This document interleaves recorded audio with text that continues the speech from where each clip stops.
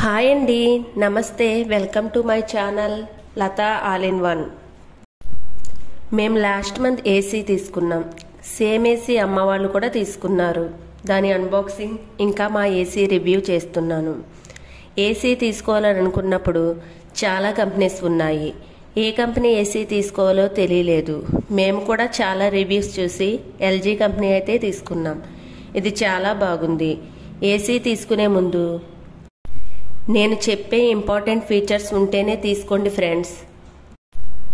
మేము ఎల్జీ 1.5 టన్ 5 star 2024 model తీసుకున్నాం.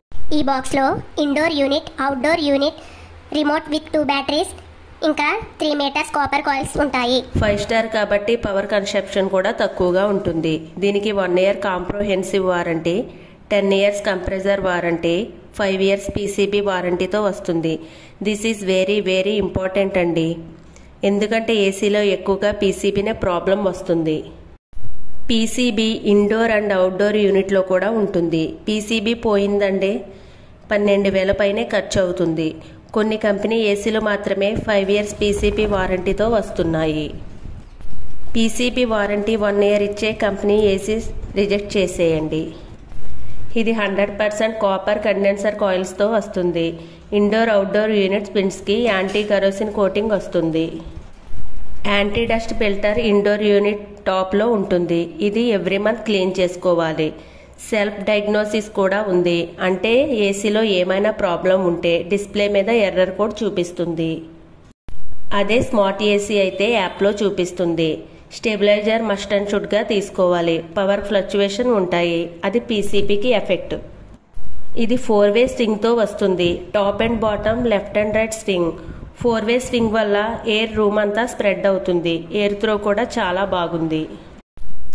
6-in-1 convertible modes కూడా ఆప్షన్ ఉంది. రూమ్లో తక్కువ మంది ఉన్నప్పుడు తక్కువ కెపాసిటీతో అంటే 40%, 60%, 80% ఇలా రన్ చేసుకోవచ్చు.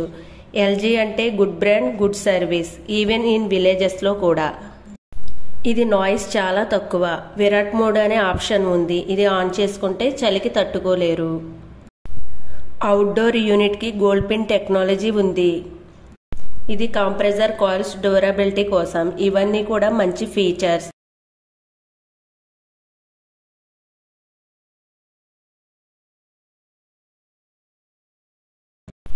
ఏసీ ఇన్స్టాలేషన్కి 1400 to 1500 సర్వీస్ ఛార్జ్ చేస్తారు.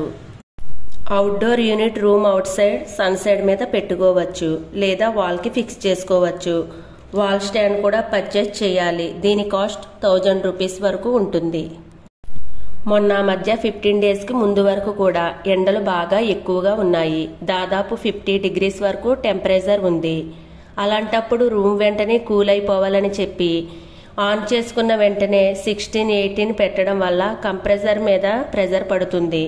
ఏసీలు బ్లాస్ట్ అవ్వడానికి ఇది ఒక కారణం. 26లో ఆన్ చేసుకుని 10 to 15 minutes తర్వాత తగ్గించుకుంటే మంచిది. ఏసీ ఆన్ చేసుకుని సీలింగ్ ఫ్యాన్, టేబుల్ ఫ్యాన్ వేసుకుంటారు. అలా వేసుకోవద్దు ఫ్రెండ్స్. దీనివల్ల ఏసీకి డస్ట్ బాగా పడుతుంది.